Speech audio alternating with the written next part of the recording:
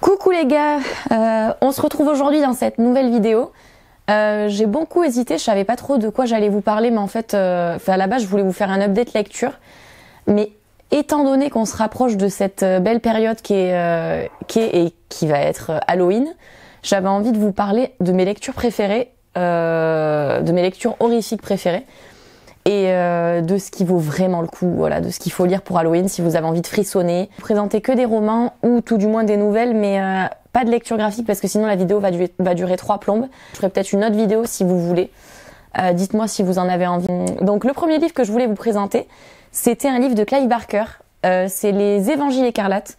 Alors, petite précision pour celui-là, si vous n'avez pas lu Hellraiser, commencez par Hellraiser quand même, je pense, parce que...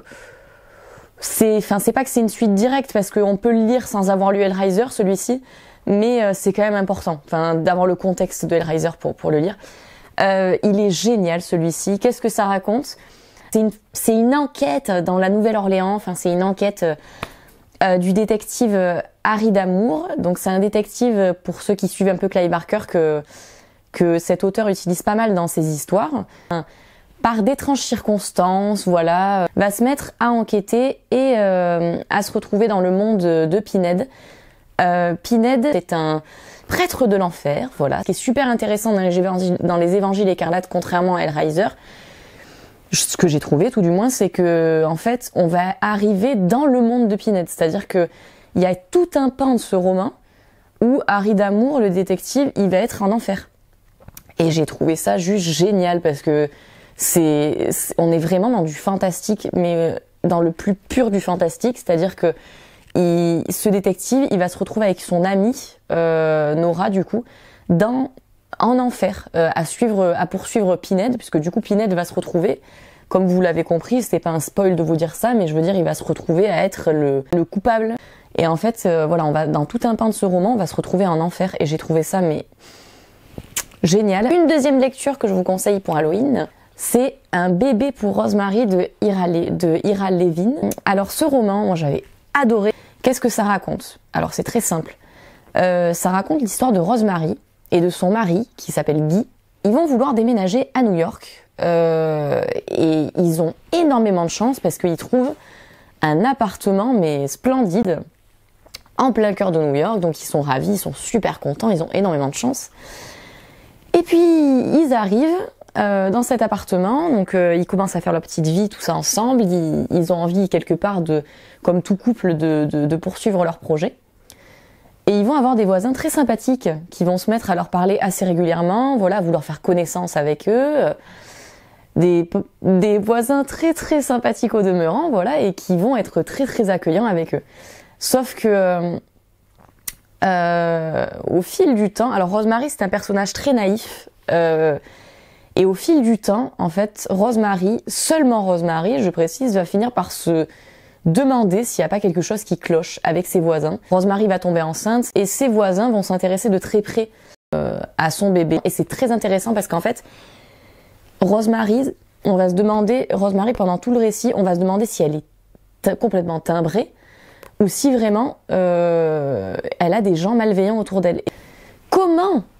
Comment ne pas vous conseiller du Patrick Sénécal pour Halloween? Patrick Sénécal, comme vous le savez, c'est un de mes auteurs préférés. Et dès que je lis un livre de Patrick Sénécal, je sais que je vais passer un moment de fou, je sais que ça va être ça va être une histoire perchée que j'ai jamais lue ailleurs. Je vous ai choisi Oniria.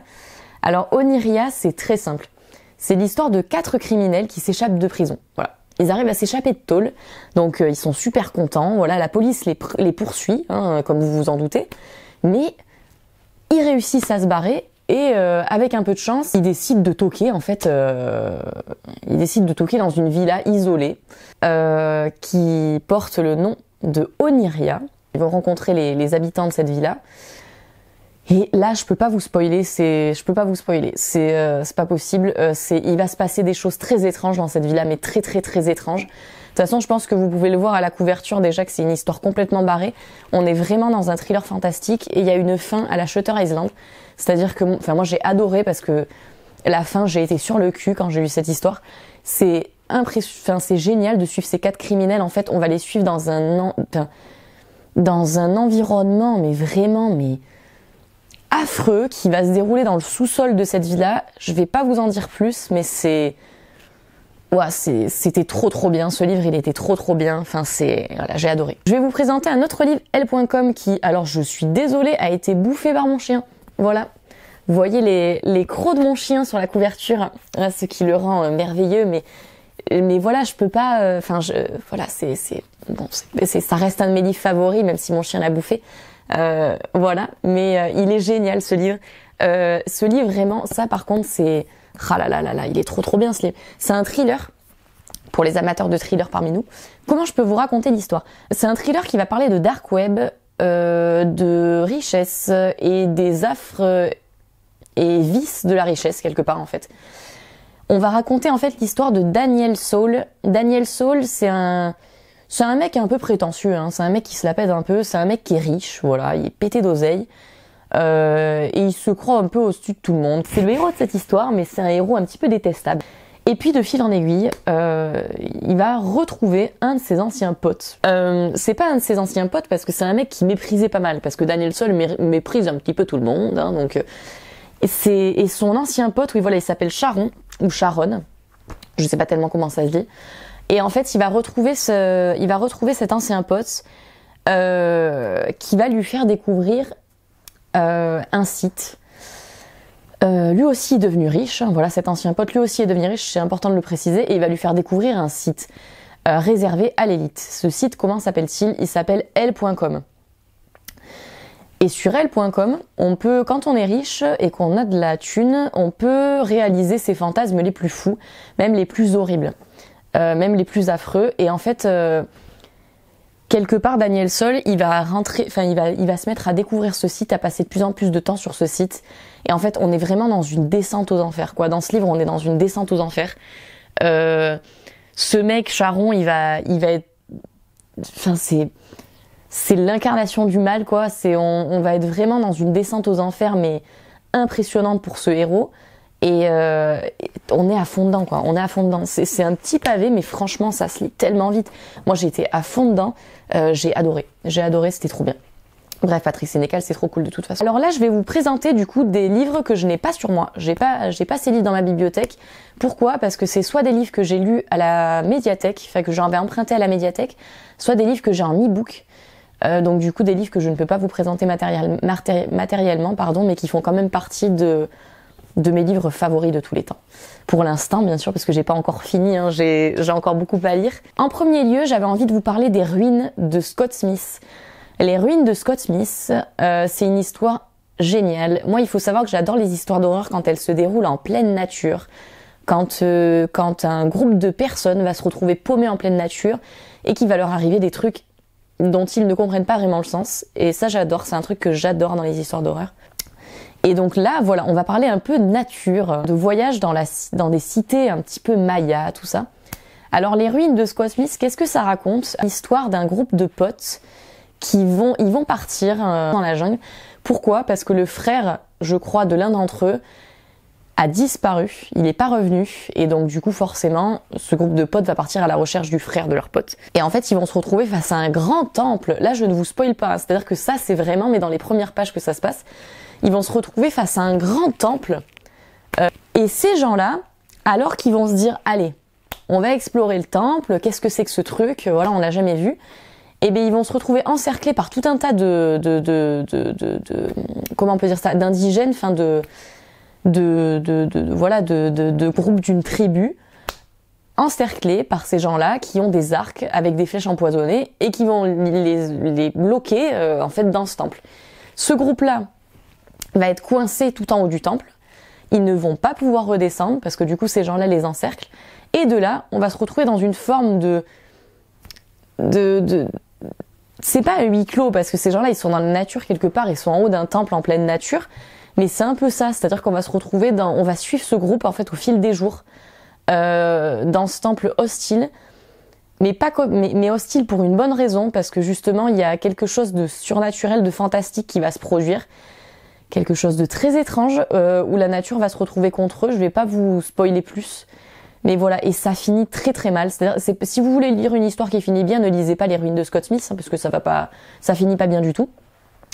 Mais c'est une histoire à lire pour Halloween, quoi. C'est génial. Si vous avez envie de lire une histoire qui se passe dans la jungle pour Halloween, parce qu'on a le droit aussi, on peut, hein, lisez Les Ruines de Scott Smith parce que c'est génial. Si vous avez la flemme de le lire, vous avez aussi un très bon film qui a été adapté de ce livre et qui est juste excellent aussi. Un film d'horreur juste excellent, vous pouvez le regarder, qui s'appelle Les Ruines aussi. Donc voilà, je vous le conseille. Un autre de mes livres favoris, Troupe 52 de Nick Cutter. Troupe 52 de Nick Cutter. Alors, j'ai entendu des avis assez mitigés sur Troupe 52 parce qu'il y en a qui préfèrent son autre roman à Nick Cutter qui s'appelle Little Heaven. Moi, c'est le contraire, j'ai pas aimé Little Heaven et j'ai adoré Troupe 52. Pourquoi j'ai adoré Troupe 52 ? Parce que, alors si vous avez envie d'une lecture très cinématographique, alors quand je dis lecture cinématographique, c'est un peu mon terme à moi, mais genre je veux dire, ça va être une lecture où vous avez l'impression de regarder un film en fait. Vous avez l'impression de regarder un film. Quand vous lisez le livre, c'est très visuel. Voilà, moi c'est ça que je vois c'est ça que je veux dire dans lecture cinématographique. Eh bien, lisez Troupe 52 dans ce cas. Troupe 52, c'est une histoire très simple. C'est un groupe de scouts qui part sur une île. Voilà, ils partent sur une île parce que avec leur chef scout. Donc en fait, des préados, des adolescents qui vont partir sur une île avec leur chef scout.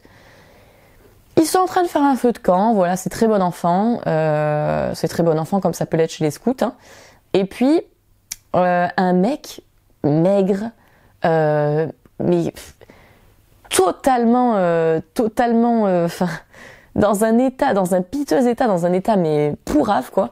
Il va débarquer en plein milieu de leur feu de camp, en mode aidez-moi, enfin voilà, le truc vraiment ignoble. Et donc du coup, ils vont essayer de recueillir ce mec, d'essayer de comprendre ce qui lui est arrivé, et de là, tout part en couille. Voilà, c'est clairement ça. Hein. On peut pas dire autre chose. Tout part en couille. Ils vont se retrouver coincés dans cette jungle. Ils vont plus ou moins tous mourir les uns après les autres. Et là encore, je ne peux pas vous expliquer pourquoi. Je peux pas vous expliquer pourquoi parce que ce serait trop spoilant. Vraiment, ce serait beaucoup trop spoilant.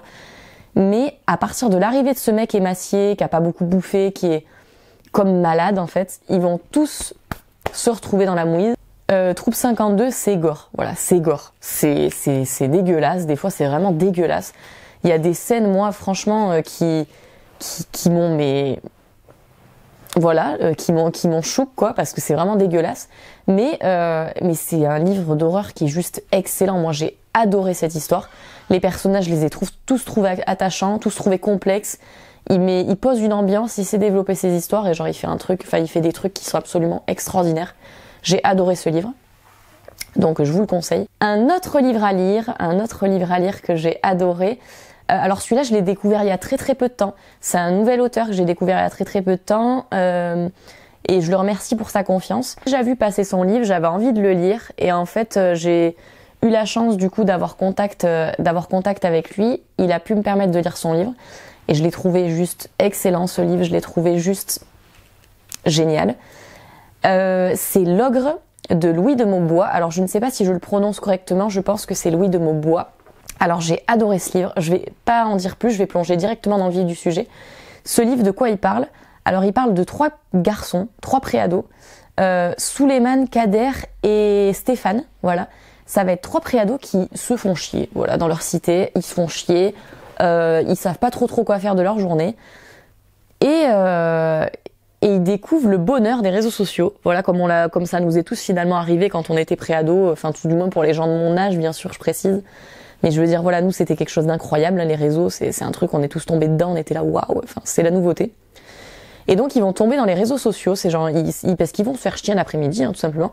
Alors il y a tout un contexte hein, avant ça, hein, là je suis en train de vous résumer très rapidement l'histoire, mais c'est qu'en fait cette histoire elle est tellement rapide dans les événements que je voulais vraiment rentrer dans le vif du sujet.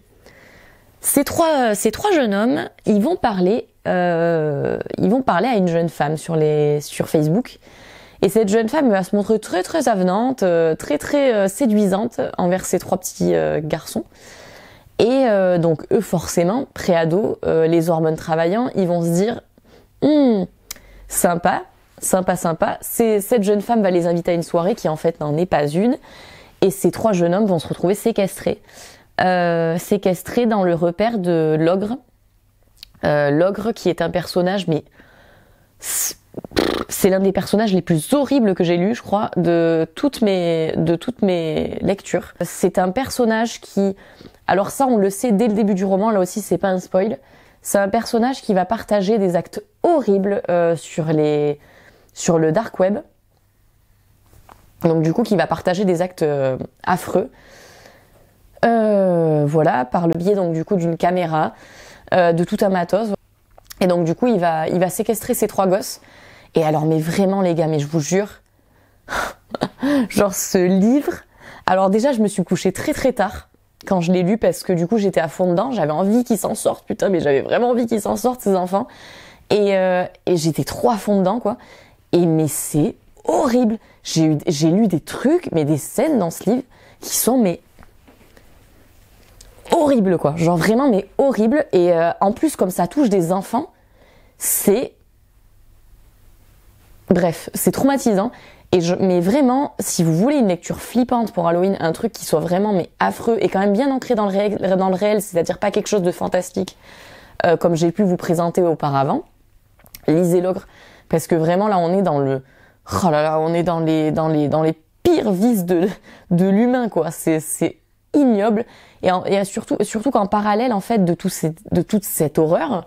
On va suivre en fait la sœur d'un des personnages qui va essayer de chercher son frère, hein, voilà, qui a disparu. Et on a tellement envie, qu'ils s'en sortent ces gosses. Enfin, c'est une histoire très très prenante. J'ai adoré. Si vous voulez lire ça pour Halloween, n'hésitez pas parce que c'est vraiment un livre pépite, un de mes livres favoris du coup désormais. Et je l'ai adoré. Un autre thème là, un autre thème pas vraiment parce qu'on est toujours dans le creepy, dans le flippant, dans tout ça. Mais si vous aimez les documentaires, lisez Lore de Aaron Mahnke. C'est en 2 tomes. Le premier tome est consacré aux créatures monstrueuses et le deuxième tome est consacré un peu aux faits divers. Donc voilà, aux faits divers, aux psychopathes, aux serial killers, tout ce genre de tous ces trucs là quoi. Bref. Et j'ai adoré. En fait, Lore, à la base, c'est un podcast de Aaron Mahnke. Et c'est un podcast dans lequel cet homme parle. Déjà, il est fascinant. Quand il parle, il est fascinant. C'est un podcast en anglais. Ces podcasts ont été adaptés sur Amazon Prime Video. C'est génial aussi, je vous le conseille. Et moi, en fait, j'ai regardé d'abord la série sur Amazon Prime, que j'ai adorée.